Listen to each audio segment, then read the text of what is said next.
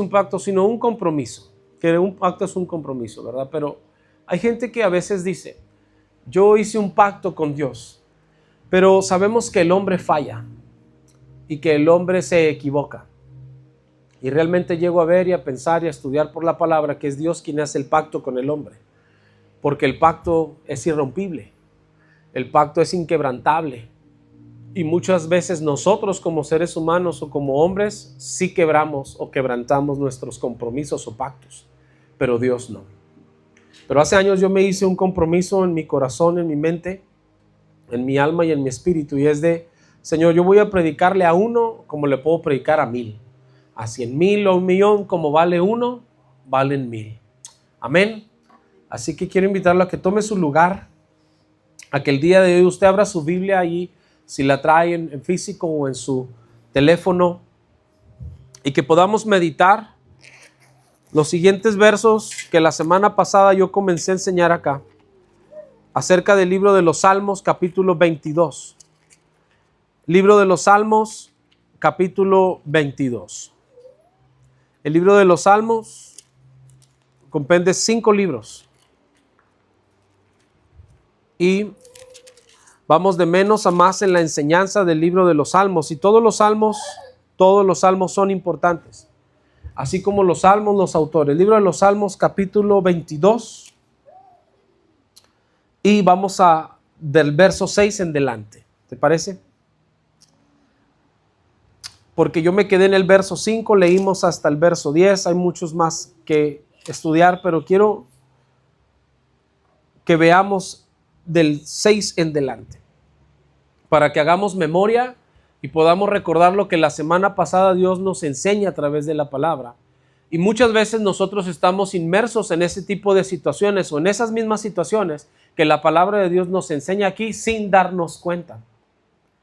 Y algo que trae sanidad a nuestras vidas es el entendimiento de la voz de Dios a través de la palabra. Si bien Dios habla de diferentes maneras, sí. Dios habla de muchas maneras. Pero Hebreos capítulo 1 dice que Dios, habiendo hablado a nuestros padres por muchas maneras o de muchas maneras, hoy Dios nos habla a través del Hijo. Eso dice Hebreos capítulo 1. ¿Cuál Hijo? Su Hijo Jesucristo. Amén. Pero si no entendemos cuál es el sacrificio de Jesús, ¿dónde comienza su padecimiento? ¿Y dónde comienza su decisión?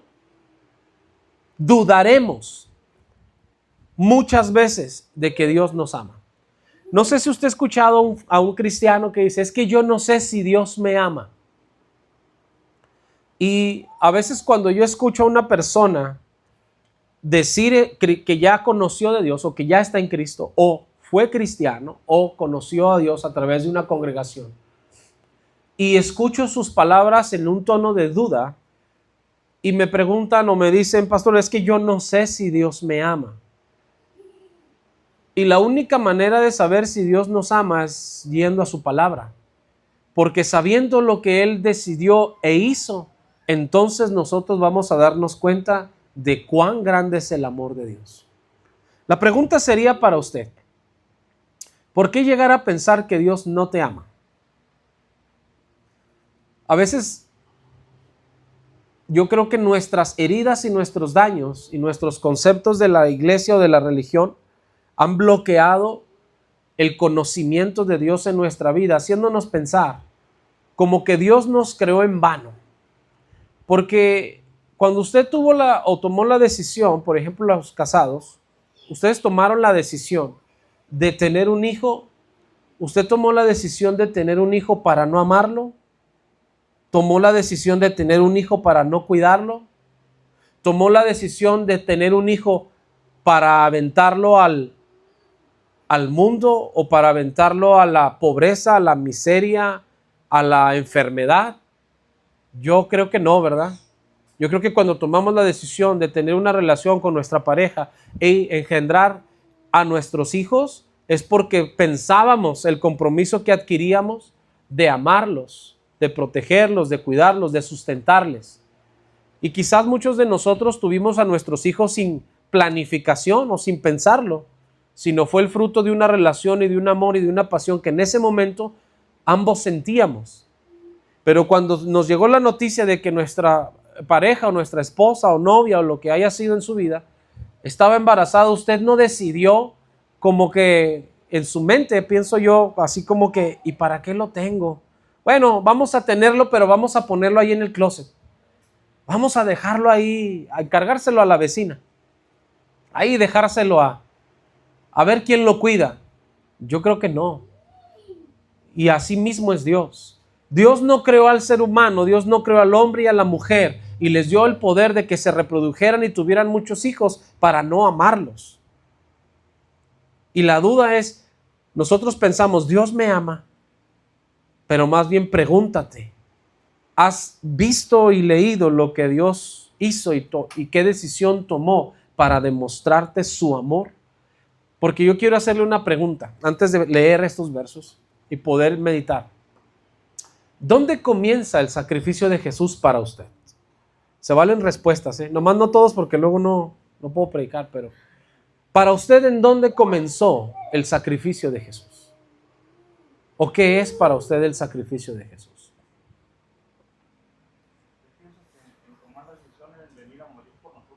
En tomar la decisión de venir a morir. ¿Alguien más que piense igual o diferente o diga, pues yo creo que en la cruz o cuando está sufriendo? ¿En qué momento para usted cree que comienza el sacrificio de Jesús?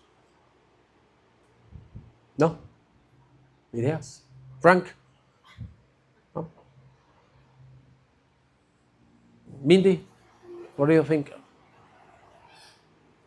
¿No? La Biblia nos enseña dónde comienza. Y la Biblia dice que Jesús era muerto desde antes de la fundación de la tierra. La palabra de Dios enseña que Jesús ya era muerto. Antes de que el hombre decidiera pecar, él ya había visto que a pesar de ser creado y de haber sido perfecto o de ser una creación perfecta, el hombre tenía la libre decisión de rebelarse contra Dios y fallar. Y Jesús ya había tomado, desde antes de crearte, él ya había tomado la decisión de morir por tus fallos, si es que los llegabas a tener. Él ya era muerto desde antes de los tiempos. Y el sacrificio de Jesús no comienza cuando está crucificado. El sacrificio de Jesús comienza, como decía George, desde el momento en el que él toma la decisión de ofrecerle a su Padre un sacrificio perfecto, siendo él mismo el sacrificio. Y en el libro de los Salmos hay otro salmo, ahorita se me fue el número, pero dice, ofrenda y sacrificio no quisiste, mas dije, prepárame un cuerpo, he aquí yo iré y cumpliré todas las palabras que están escritas en el libro acerca de mí. Jesús tomó la decisión de un sacrificio y el sacrificio comienza desde el momento en el que toma la decisión de separarse de su Padre para venir y tomar una forma y condición de hombre. Así de grande es el amor de Dios. Por eso es que nada puede superar el amor de Dios. No lo puede superar una pareja, no lo puede superar un hijo, no lo puede superar un dolor, una herida, una decepción, una depresión, una devoción, una religión, una entrega, un sacrificio, una ofrenda, un Dios. Nada puede superar el amor y la voluntad y la decisión de Dios. Amén. Así que mire lo que dice el verso 6. Mas yo soy gusano y no hombre, oprobio de los hombres y despreciado del pueblo. Todos los que me ven me escarnecen, estiran la boca, menean la cabeza, diciendo, se encomendó a Jehová, líbrele él, sálvele, puesto que en él se complacía. Pero tú eres el que me sacó del vientre, el que me hizo estar confiado desde que estaba a los pechos de mi madre. Sobre ti fui echado desde antes de nacer, desde el vientre de mi madre, tú eres mi Dios. Verso 11. No te alejes de mí, porque la angustia está cerca, porque no hay quien ayude. Me han rodeado muchos toros, fuertes toros de Basán me han cercado. Abrieron sobre mí su boca, como león rapaz y rugiente. 14. He sido derramado como aguas y todos mis huesos se descoyuntaron. Mi corazón fue como cera, derritiéndose en medio de mis entrañas. Como un tiesto se secó mi vigor y mi lengua se pegó a mi paladar y me has puesto en el polvo de la muerte. 16. Porque perros me han rodeado, me ha cercado cuadrilla de malignos, horadaron mis manos, ¿y qué más dice? Y mis pies. Contar puedo todos mis huesos, entre tanto, ellos me miran y me observan. 18. Repartieron entre sí mis vestidos y sobre mi ropa echaron suertes. Mas tú, Jehová, no te alejes, fortaleza mía, apresúrate a socorrerme. Libra de la espada mi alma, del poder del perro mi vida. Sálvame de la boca del león y líbrame de los cuernos de los búfalos. Hasta ahí. El Salmo 22 no solamente está lleno de revelación y entendimiento acerca del sacrificio de Jesús y de la posición en la que Jesús estaba en ese momento, sino que todo en la Biblia tiene un porqué. Y el verso 6 comienza hablando acerca de la condición en la que un hombre se sentía, diciendo, mas yo soy gusano y no hombre. O sea, soy algo que nació de lo que está podrido. ¿De dónde nacen los gusanos? Los gusanos es una larva que nace de lo que se descompone. Es un cuerpo que nace de algo que está descompuesto. ¿Y cuántas veces nosotros por depresión, por heridas, por no entender el amor de Dios, sentimos que somos el desprecio de todos los demás? Muchas de las veces nos comparamos y decimos, no, es que yo soy gusano y no hombre. O sea, soy algo que es desechado, soy algo que nació de algo que estaba destruido, que estaba podrido, por lo tanto, no tengo un valor. Y cuando Jesús está en la cruz, realmente muchos querían que Él respondiera como una persona sin valor. Porque una persona que no se da valor a sí mismo, trata de demostrarle siempre a los demás quién es. Y hay gente a tu alrededor que va a estarte provocando para que tú trates de demostrar quién tú eres. Y de ahí nacen muchas frases cristianas que yo he escuchado y dicen, no saben con quién se metió. No saben quién me defiende. No saben la maldición que vendrá sobre ustedes. Y eso es no saber quién eres tú. Porque en una ocasión 2 discípulos de Jesús se acercaron cuando despreciaron a Jesús y los discípulos se acercaron y le dijeron, Señor, ¿quieres que hagamos que llueva fuego del cielo y los consuma? O sea, tenían la fe para matar a alguien. Tenían la fe para hacer un milagro que destruyera a alguien, porque eso lo hizo Elías en el Antiguo Testamento, el libro de los Reyes. Ellos tenían el mismo nivel de fe para creer que podían traer fuego del cielo y que consumiera a los que habían ofendido al Señor. Y quizás en su emoción, su arrebato, su deseo era correcto, defender a Cristo, darle honor a Cristo, darle honra a Cristo. O sea, ellos tenían esa fe, pero no sabían quiénes eran. Y Jesús le dice, ¿de qué espíritu sois? Yo no vine a perder las almas, sino que las almas sean salvas por causa mía. Y cuando tú no sabes quién eres en Dios, la gente va a provocarte para que tú les demuestres quién eres. La gente va a herirte para que tú te levantes y cobres venganza. La gente va a provocarte para que tú reacciones como reaccionan ellos. La gente va a dañarte para que tú te defiendas, para que tú actúes en el mismo espíritu en el que estás, en el que te están dañando u ofendiendo o recibiendo. Pero cuando tú sabes quién tú eres en Dios, tú no necesitas usar el poder de la maldición sobre alguien, sabiendo que cuando la justicia de Dios está sobre ti, no solo es el que te defiende, sino es quien da el pago y la venganza por ti. Sino es Dios quien demuestra quién eres tú para Él y quién eres tú en Él.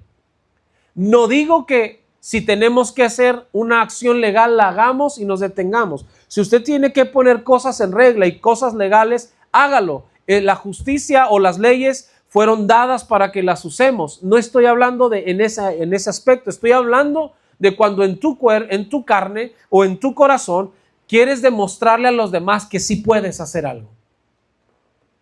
Y Dios te dice, no.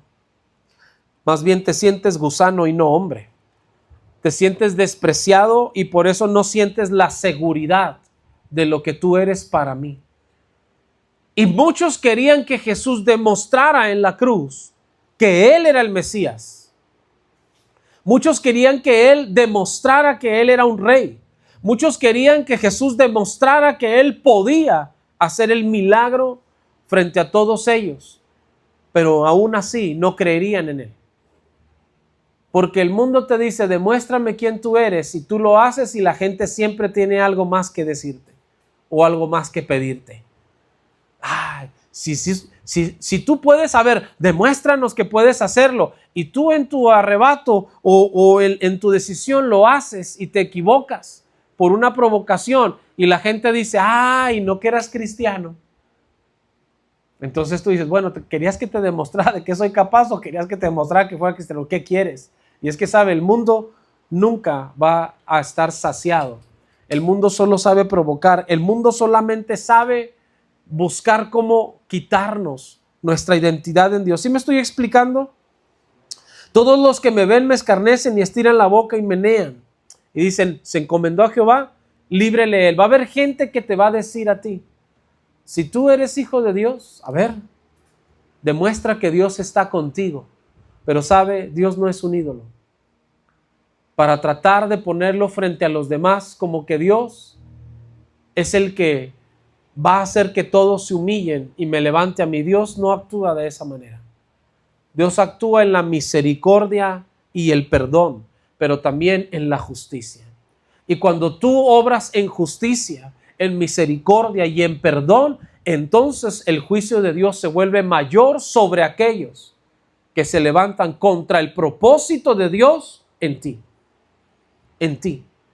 Porque un vecino, un enemigo, un familiar o quien sea, no se levanta contra ti, sino contra el propósito de Dios que hay en ti. Y cuando eso se levanta o nuestros enemigos emocionales se levantan en contra del propósito de Dios, por ejemplo, la depresión. Cuando la depresión se levanta en contra del propósito de Dios, tratando de destruir tus emociones, tu pensamiento, tu corazón, tu ánimo y tu fuerza, entonces el Espíritu Santo toma fuerza y dice, no voy a dejar que destruyas lo que yo puse en su vida. Y pelea por ti. Pero es difícil sentir como que Dios nos ama, que Dios está con nosotros, que Dios sí va a hacer la obra, porque no pensamos o no vemos lo que queremos ver en el momento. Y Jesús no estaba viendo lo que quería en el momento, porque Jesús hubiera querido ver a todo Israel al lado de él. Jesús hubiera querido ver que lo aceptaban para poder predicar mayormente la palabra y que la gente se salvara a causa de creer en él. Pero eso no lo veía en el momento. Pero cuando leemos el libro de los Hebreos, dice que Jesús veía el gozo puesto delante de él. Jesús no estaba mirando lo que en ese momento le estaba pasando a él o estaba sucediendo con él. Él veía la generación que vendría a causa de su sacrificio. Él estaba viendo adelante, no solamente en ese momento el problema o la situación, sino estaba viendo lo que vendría. Por eso el verso 9 dice, tú eres el que me sacó del vientre de mi madre y tú eres el que me hace estar confiado, como cuando yo estaba en los pechos de mi madre. ¿Sabe por qué la Biblia menciona en esta parte? Porque cuando una madre alimenta a un recién nacido, cuando un bebé nace y es pegado a los pechos de su madre, hay una conexión a través de la lactancia que enseña la ciencia, que cuando una madre alimenta con sus pechos a su hijo, se vuelve una conexión cerebral, que desarrolla una conexión emocional.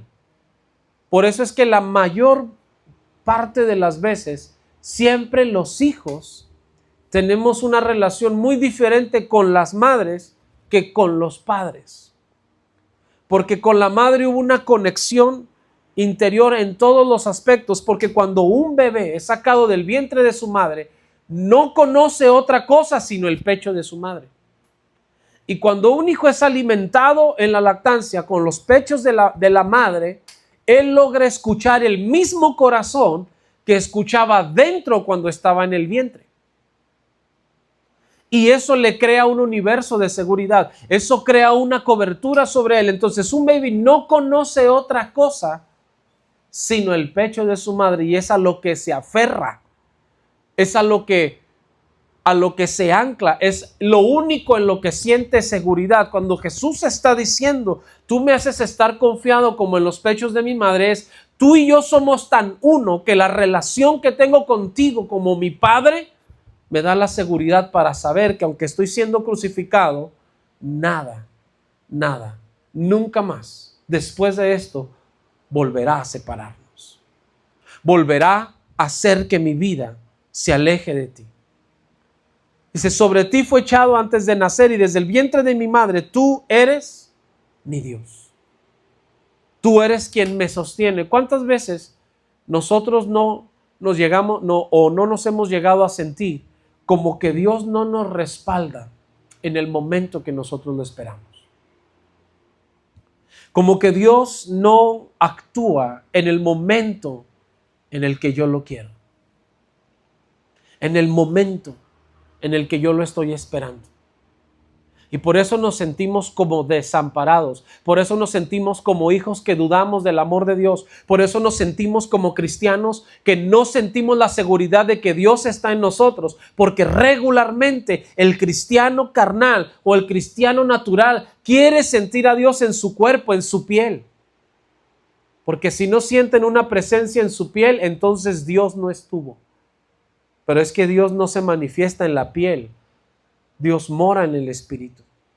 Y si tú y yo no desarrollamos la seguridad de saber que Dios está con nosotros, ¿cómo podemos saber que Él es nuestro lugar seguro? Por eso es que mucha gente dice creer en Dios, pero primero van y buscan otras fuentes que los ayuden. Mire, todos hemos estado en una mala situación económica, ¿sí o no? Amén. Y muchos de nosotros, nuestro principal refugio no es ir a la oración y decir, Señor, ¿qué quieres que haga? ¿De qué manera pueden venir los recursos para yo salir de esta situación? ¿De dónde vendrá el entendimiento? O dime qué hacer para resolver esta situación económica y ayúdame, dame lo suficiente para yo salir de este embargo, para yo salir de esta deuda, para yo salir de este problema. No, lo primero que se nos ocurre es, ¿cómo podré hacerle con el banco? ¿Cómo podré conseguir más? ¿De qué manera tengo que hacer esto? Y sabe, yo también he estado en la misma situación. Y me pongo a orar y digo, Señor, ¿qué quieres que haga? ¿De qué manera se resolverá? ¿O a quién tengo que acercarme? ¿Qué tengo que hacer para que esta situación se resuelva? Y entonces Dios te da la idea y pone en ti, tienes que hablar con esta persona o acercarte a tal lado o debes primero hacer esto. ¿Por qué? Porque a veces en nuestro arrebato de no consultar a Dios, de no sentirnos seguros en Él, vamos y buscamos cualquier fuente para resolver nuestro problema. ¿Y a cuántos no les ha pasado que usted va y le pide un favor a alguien y ese favor termina costándote 10 veces más? Porque a veces pensábamos que la persona segura era el que estaba a mi lado, pero no Dios. Y sabe, cuando primero vamos a Dios y hacemos de Él nuestro refugio, cuando primero vamos a su presencia y le decimos, ¿qué quieres que yo haga? Él acerca a tu vida a las personas correctas o los medios correctos o los recursos correctos para que tú puedas salir de tu problema. ¿Sí o no? Amén. Pero cuando nosotros nos sentimos como el gusano, cuando nos sentimos rechazados, cuando sentimos que no tenemos respuesta, cuando sentimos como que Dios no está, porque perdemos la confianza de lo que creemos en Él y empezamos a buscar otras salidas, otras fuentes. Es entonces donde sucede lo que aún a David le estaba sucediendo, que realmente lo estaba profetizando, pero también le sucedió a él. Dice el verso 11, no te alejes de mí porque la angustia está cerca. ¿Cuál es uno de los principales enemigos del cristiano? La angustia. La angustia. Porque la angustia es el sentimiento de persecución, de inseguridad, de temor, de miedo, que no sé qué va a venir, pero sé que algo va a venir. Y cuando una persona está angustiada, una persona se vuelve desesperada. Una persona toma la decisión desesperadamente de hacer cosas que Dios no le ha dicho que haga porque está angustiado. Yo he estado en momentos así y hay gente que te da consejos y te dice, no, tú debes de huir, no, tú debes de escapar, no, tú debes de esconderte. Y yo siempre he dicho, ¿y por qué? ¿Por qué tengo que huir de un problema? ¿Por qué tengo que esconderme del problema? ¿Por qué tengo que esconderme de la persona? ¿Por qué mejor no permanezco en la seguridad de saber que Dios está conmigo? Me pongo a buscarlo y me dé la fuerza para enfrentar el problema. Ahora, qué bueno que usted está despierto y me está preguntando, pero la Biblia dice en los evangelios, cuando Jesús estaba orando en el huerto del Getsemaní y llegaron a preguntarle a él, Señor, ¿estás bien? ¿Te encuentras? Y dice, no, oren conmigo porque mi alma está angustiada hasta la muerte. Mi alma está angustiada hasta la muerte. O sea, Jesús también pasó por ese proceso que nos dice el Salmo 22 que estaba angustiado, amén, porque era el paso previo a la cruz. Él sabía que iba a la cruz, él sabía lo que venía y su angustia la vivió antes de subirse a la cruz y venció la angustia estando ahí en la oración. Y cuando vinieron a buscarlo y preguntaban por él, ¿quién es Jesús? Él dijo, aquí estoy. Porque su angustia ya la había vencido en la presencia de Dios. Su angustia ya la había vencido a solas con Dios. Su angustia ya la había lidiado a solas en la presencia de Dios, donde él era honesto y donde él le decía, Señor, estoy angustiado hasta la muerte. Dice la Escritura que fue tanta la presión de la angustia que Jesús sentía aún en su mismo cuerpo que sudaba, dice, gotas de sangre. Eso significa que cuando los vasos capilares se rompen es porque es tanta la presión corporal que está dentro en el alma, en las emociones, que sube tanta la presión arterial que los vasos capilares o las venas que corren o que irrigan en la cabeza se rompieron en él. Imagínese, si a usted le duele la cabeza con una migraña, imagine lo que Jesús estaba sintiendo, que su misma cabeza estaba sudando sangre. O sea, ni siquiera se había subido a la cruz y ya físicamente él estaba padeciendo. Era tan fuerte la angustia en su cuerpo, en sus sentimientos, en sus emociones, que él no tenía otro lado a donde correr sino a la presencia de Dios. ¿Y sabe por qué? Pregúntame por qué. No, pero diga fuerte, ¿por qué? Porque dice el verso 12, me han rodeado muchos toros. Fuertes toros de Basán me han cercado. En este capítulo aparecen 3 clases de animales, o 4. Me parece que aparecen los toros, el león, el perro y el búfalo. Aparecen 4 especies de animales distintas, pero que nos enseñan una verdad espiritual. Y cada bestia representada en este salmo es un espíritu diferente que ataca nuestras vidas en el momento de nuestra debilidad. Los toros no solamente eran usados para el sacrificio. Los toros en la Biblia representan un espíritu de poder. Es un espíritu fuerte. Es un espíritu puede ser depresión, puede ser angustia, puede ser temor, puede ser algo que es tan fuerte en mi vida o contra mí que me puede llevar a estar en la angustia. Cuando uno estudia la Biblia, uno se da cuenta que los toros en Egipto era una de las bestias más sagradas. Cuando nacía un nuevo becerro de entre la gestación de los animales y había un nuevo becerro o había una nueva cría, a esa nueva cría la utilizaban y la pasaban por unos pasillos en los cuartos egipcios, en los templos egipcios, y ponían diferentes puertas. Y así es como consultaban a sus dioses. Y el animal pasaba, y a la puerta que tomaba, ese era el destino de la decisión que Egipto iba a tomar. Usted se acuerda que en el desierto los israelitas le dijeron a Moisés, ya se nos murió, haznos un ¿qué? Un becerro de oro, una nueva cría, un nuevo animal, una bestia. Los becerros, los toros, ciertos animales en Egipto eran adorados porque los consideraban un dios. Entonces, cuando uno estudia un poquito más la escritura, usted sabe que una de las criaturas mitológicas de los griegos eran los minotauros, que eran mitad hombre, mitad bestia o mitad toro, y eran adorados. En el Antiguo Testamento también culturas como los sirios, los asirios, los egipcios, adoraban a este tipo de bestias porque los consideraban de poder. Los consideraban un espíritu con autoridad. ¿Cuál es el espíritu tan fuerte? Hay demonios con cuernos y sin cuernos. Hay demonios que entre más cuernos largos tienen es porque más poder tienen para ejercer influencia, dominio. No sé si a usted le ha pasado que hay gente que tiene visiones. Dice, vi a un demonio y tenía unos cuernotes.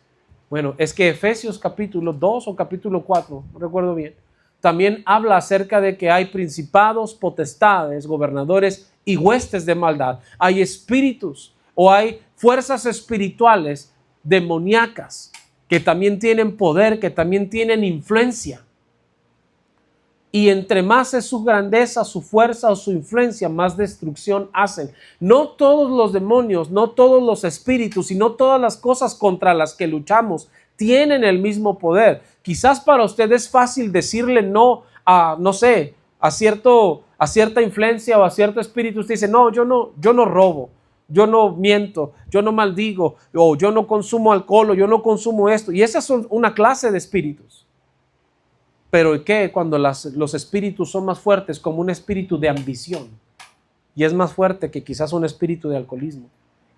Quizás el espíritu de alcoholismo es solamente el inicio de un gran vicio que puede atarte a muchas cosas, pero que cuando el espíritu de la ambición se hace presente en nuestras vidas, y usted dice, no, yo soy mejor persona porque yo no tomo, sí, pero eres ambicioso, y te gana el deseo por la ambición material, al punto que es capaz de destruir a otra persona por ambición material. ¿Estoy hablando mentiras o verdades? Porque aquí en amarillo pareciera que es esto bien común.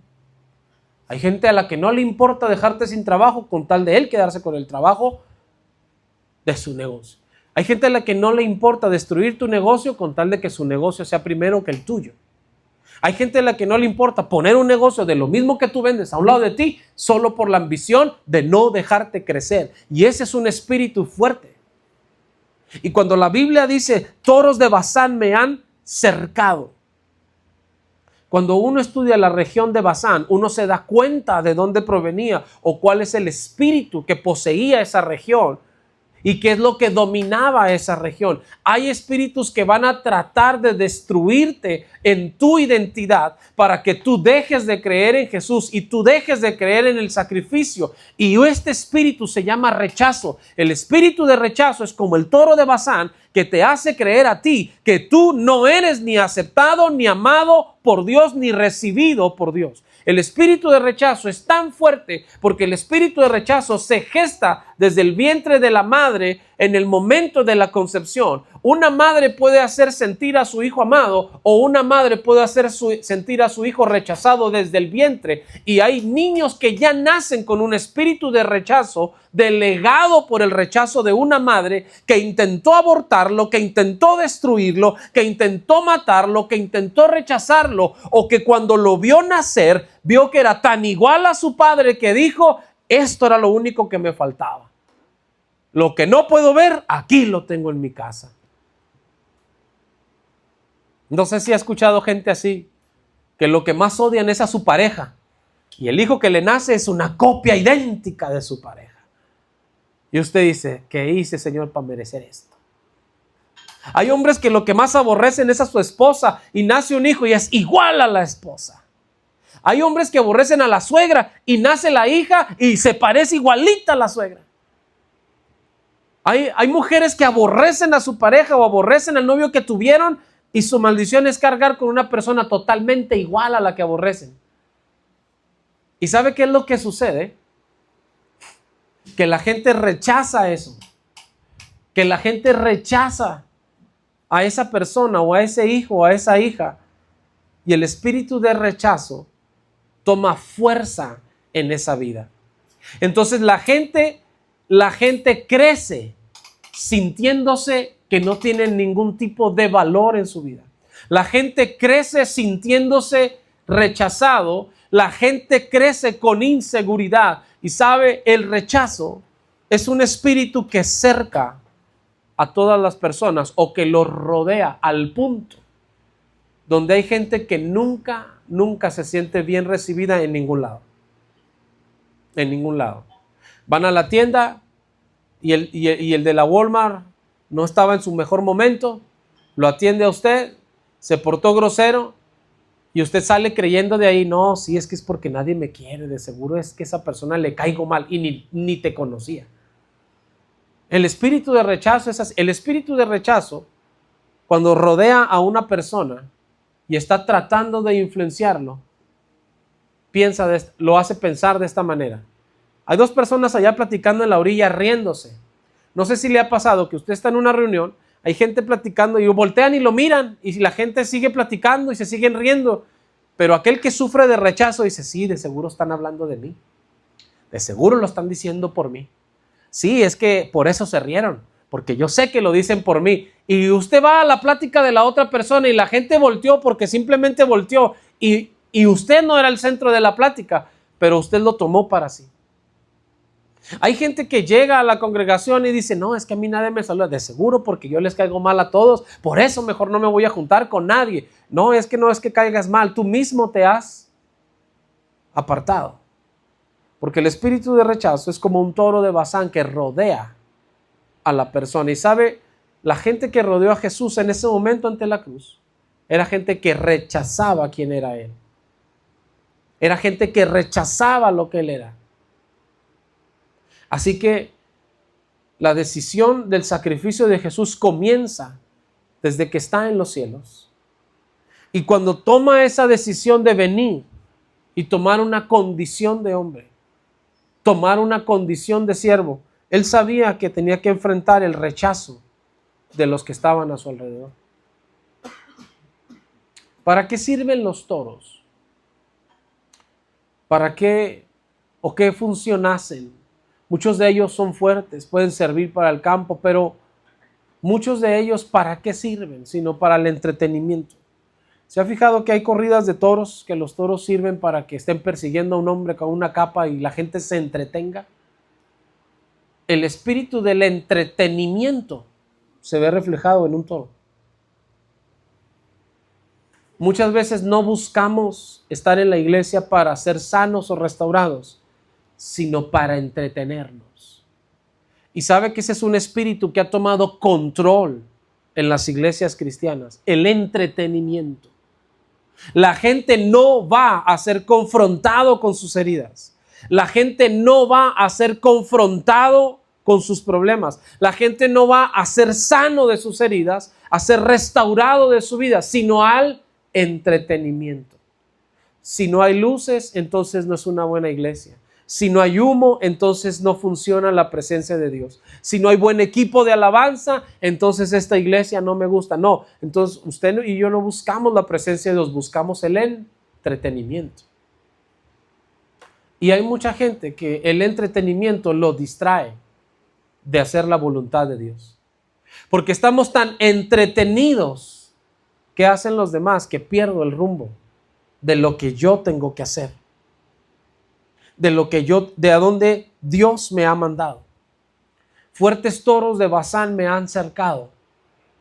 Hay influencias fuertes a nuestro alrededor que tratarán de hacer que tú bajes de la cruz en la que Jesús te ha puesto.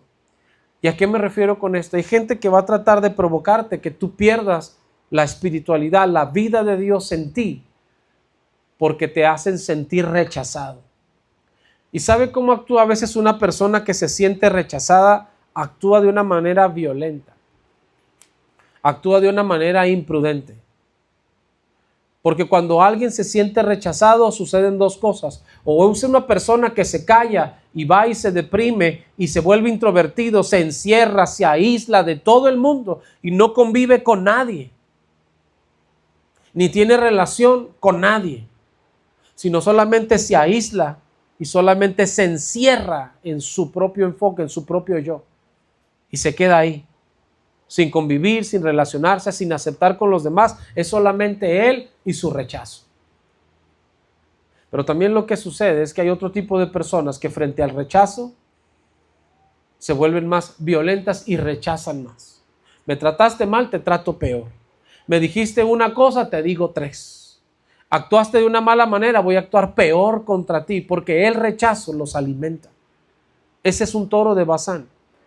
Esa es una fuerza espiritual. Y cuando David está escribiendo esto, está viendo lo que Jesús está viviendo en la cruz y todo el rechazo que está sufriendo de todas las personas a las que él venía a salvar y las cuales él pensaba que debían de recibir lo mejor, porque era su pueblo, era su nación, era su gente, era él a los que él vino a rescatar.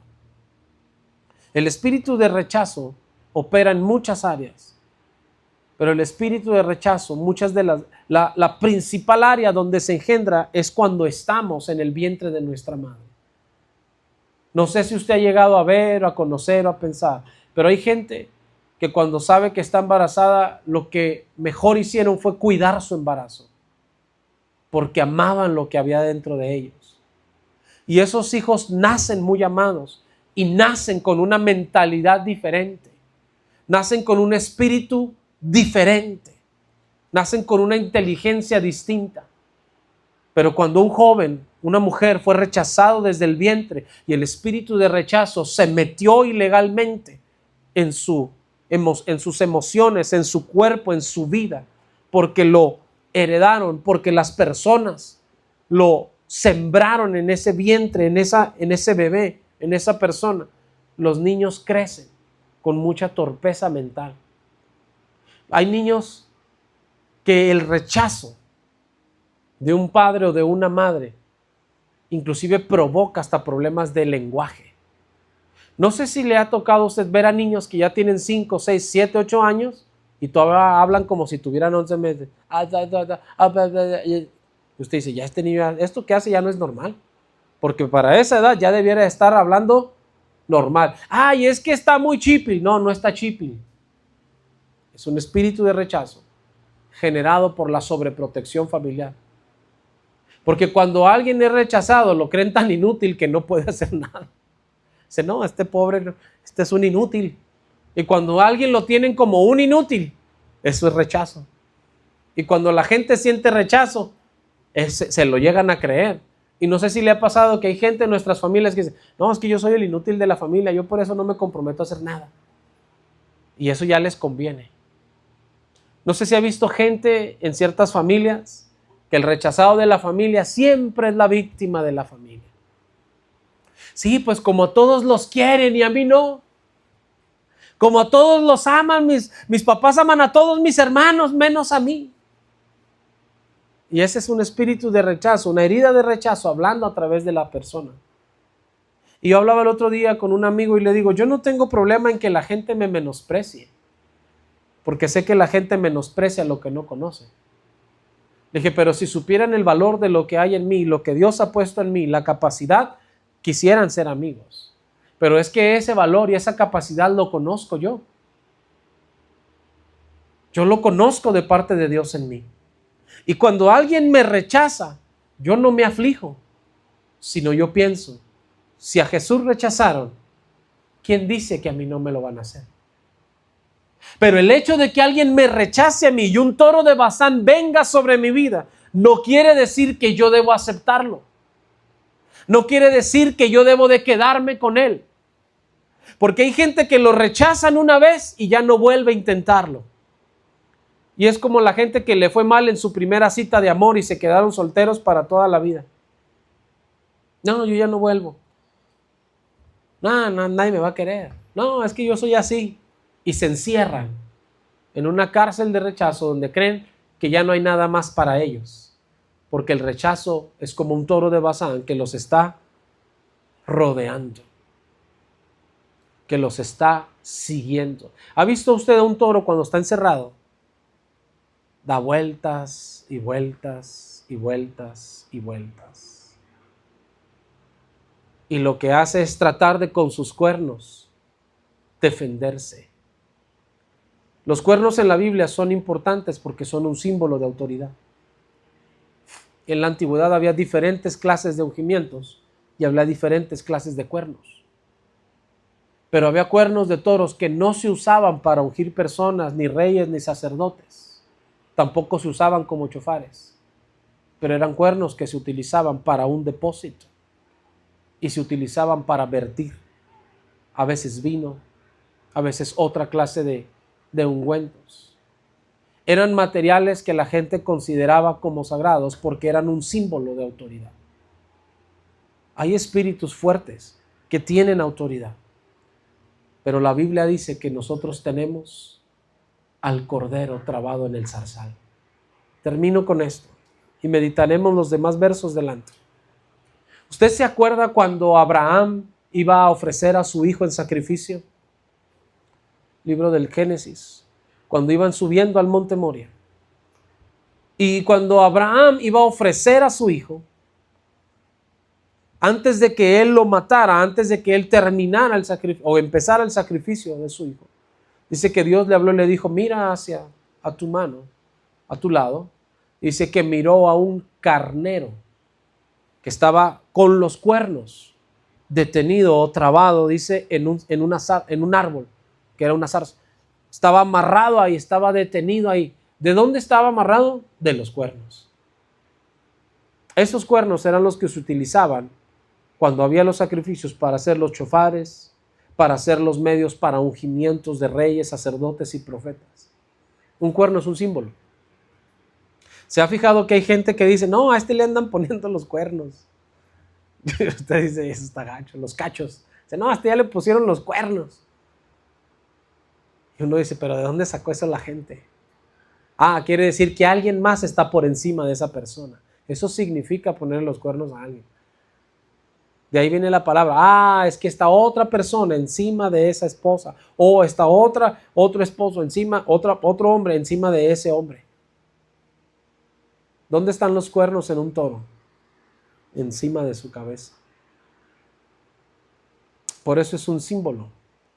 Bíblicamente tiene una simbología.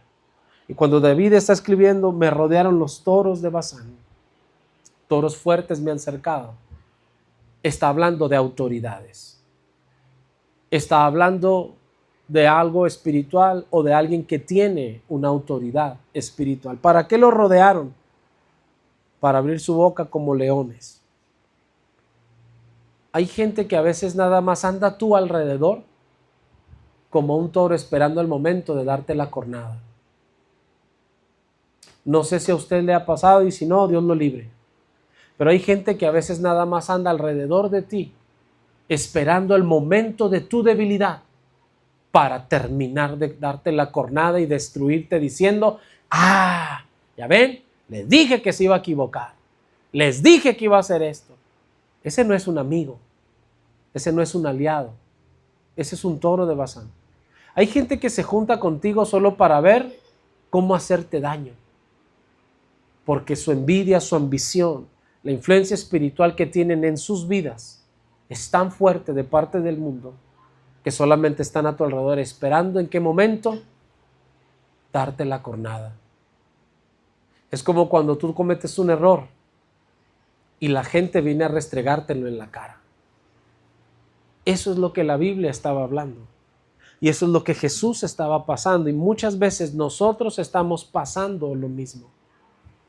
Tenemos gente a nuestro alrededor, tenemos compañeros en el trabajo, tenemos gente de nuestras familias, tenemos personas alrededor de nuestro ministerio, tenemos gente que no esperábamos que en el momento más débil de nuestra vida nos metieran una cornada.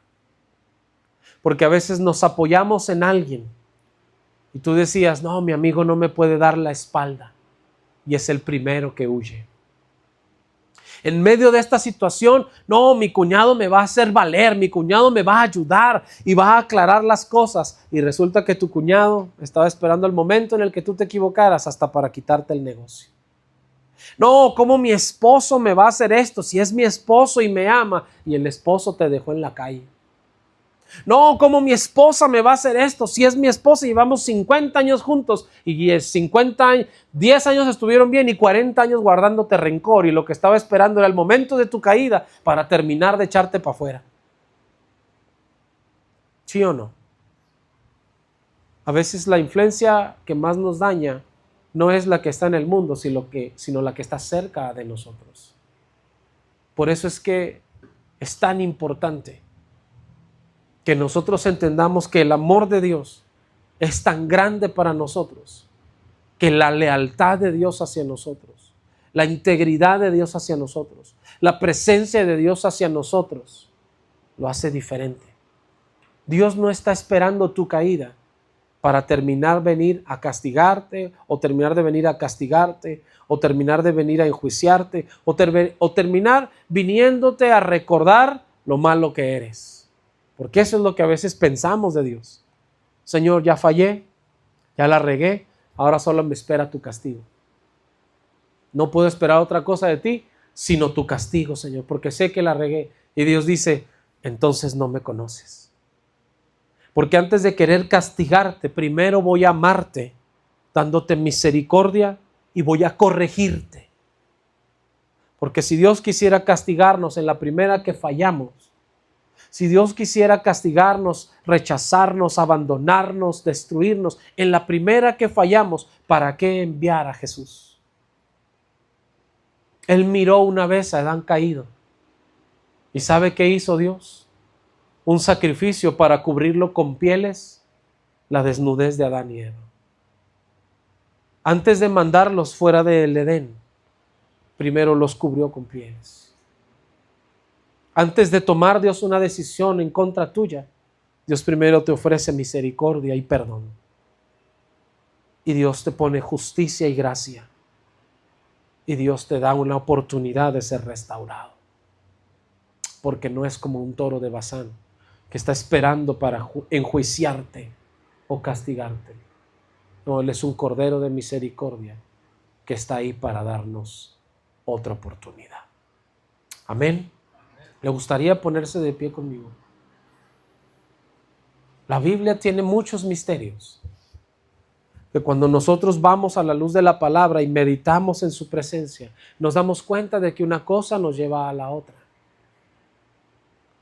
Nos damos cuenta de que un verso tiene relación con otro verso y que la palabra de Dios es tan perfecta que nos vuelve inteligentes, que nos vuelve sabios.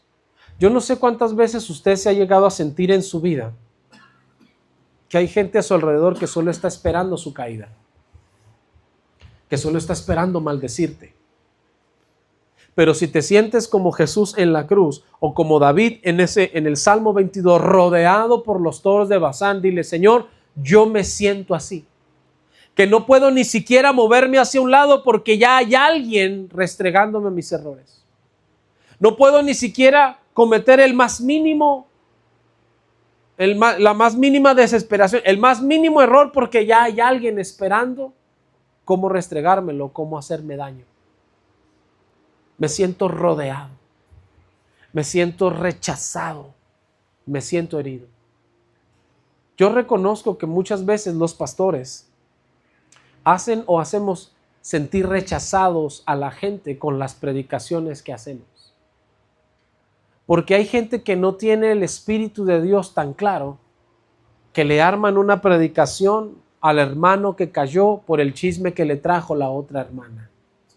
Y esos que andan haciendo, y lo tiran como al aire, ¿verdad? Como si no supieran que se lo dicen a uno, ¿verdad?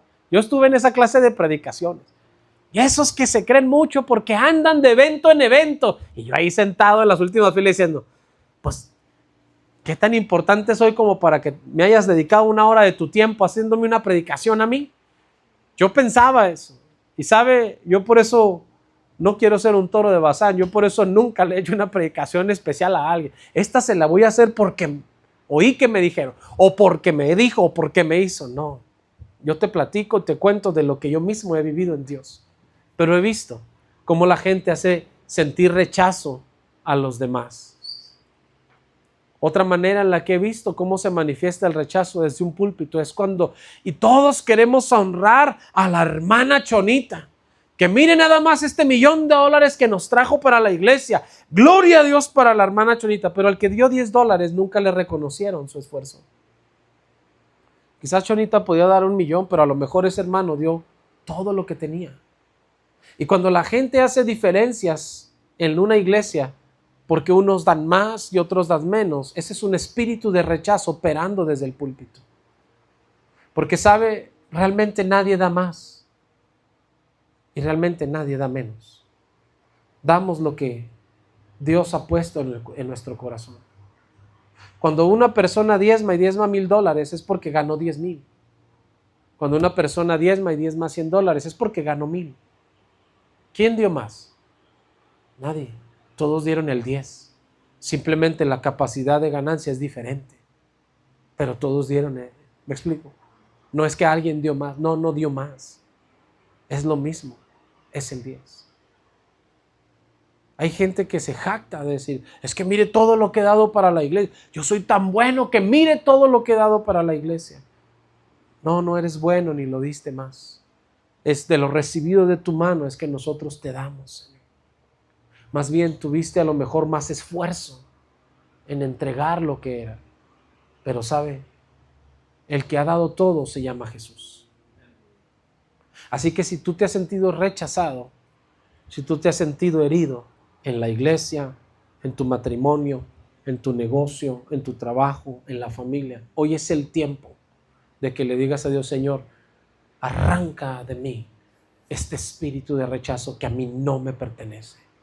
Tú no me llamaste para vivir en rechazo.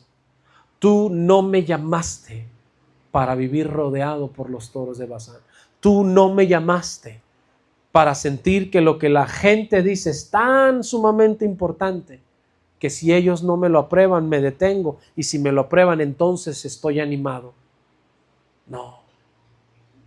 No dependemos de la aprobación del ser humano, dependemos de la aprobación de Dios. Y consideramos la honra del ser humano y la valoramos y la atesoramos. Amén.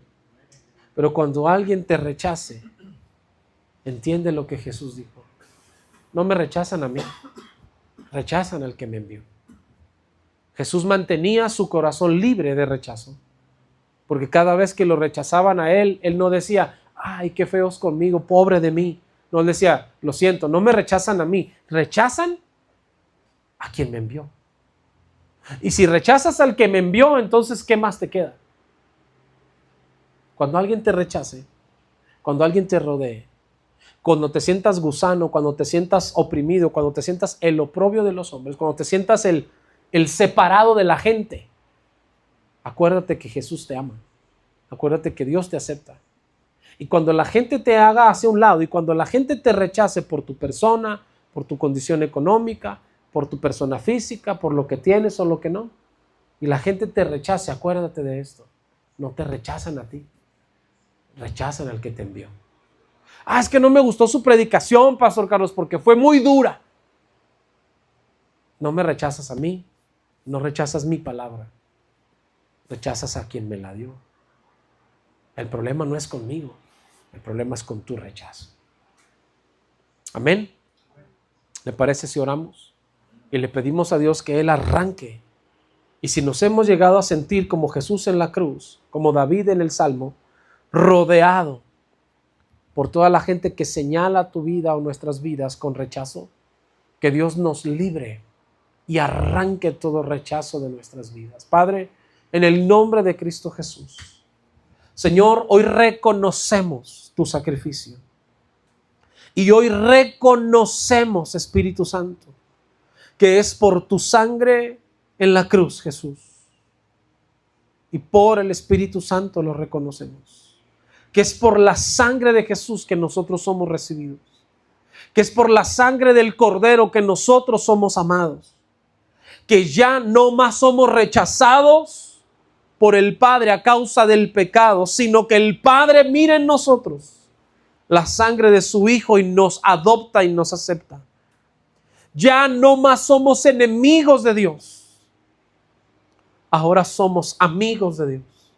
Porque ya no estamos más en las cosas del mundo o en el mundo, sino ahora estamos bajo la gracia y el poder del Espíritu Santo. Padre, en el nombre de Jesús, que en esta tarde, Señor, todo espíritu de rechazo que ha estado dañando la mente y el corazón de tu pueblo, en el nombre de Jesús salga de nuestras vidas. En el nombre de Jesús abandone nuestros cuerpos, abandone nuestra mente, nuestro corazón y nuestro espíritu, nuestra alma, donde quiera que se haya metido, Señor, todo sentimiento, todo pensamiento, todo rechazo, Señor Jesús, que nos ha hecho sentir que no podíamos hacer nada, que no sabíamos hacer nada, que ya no nos levantaríamos porque fuimos rechazados, sacados de nuestros propios hogares, sacados de nuestras propias vidas, apartados de nuestros propios hijos, sacados de nuestro propio entorno, Señor, robados en nuestras finanzas, en nuestro amor, en nuestra vida.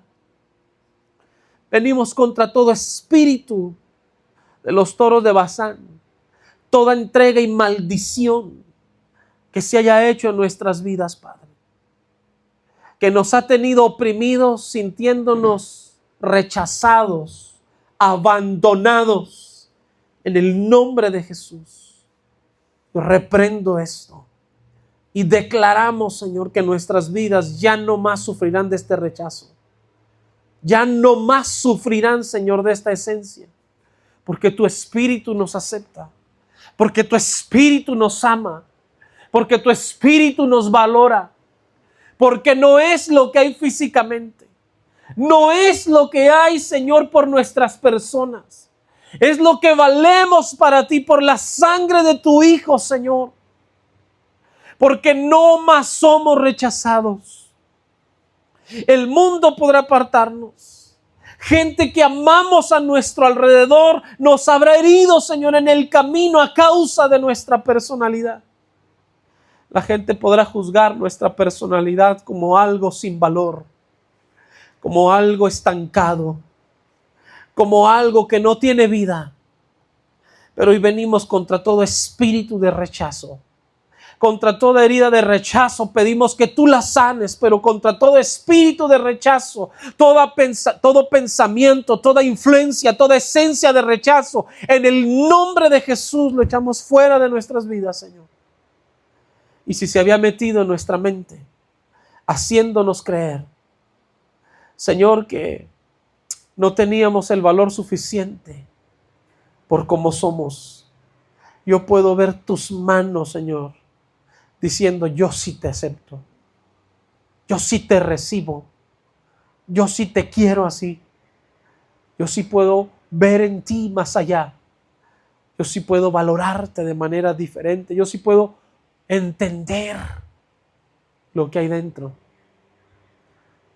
y no cerrarle la puerta ni darle la espalda. Padre, bendigo a cada uno de tus hijos e hijas, bendigo a cada uno de tus hijos e hijas.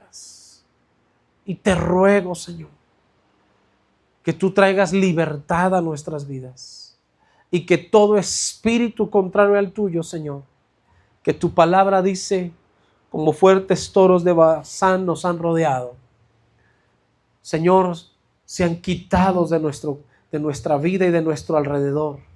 Danos la gracia de ser librados, Señor.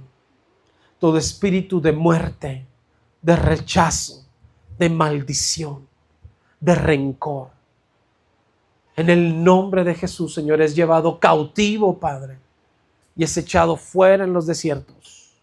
Y hoy recibimos la libertad por tu palabra. Nosotros, Señor, no somos más rechazados, nosotros somos aceptos. Nosotros no estamos más en la mentalidad de la gente de afuera, que valemos por lo que tenemos. Nosotros valemos por lo que somos en ti. Nosotros valemos por el poder de tu sangre.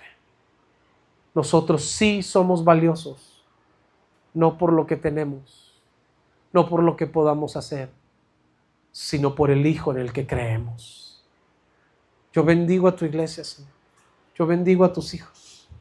Y te ruego, Señor, que uses sus bocas para que más almas vengan a través de ellos. Que más almas reciban tu palabra a través de la boca de ellos. Y que de la herida que llegaste a sufrir en algún momento,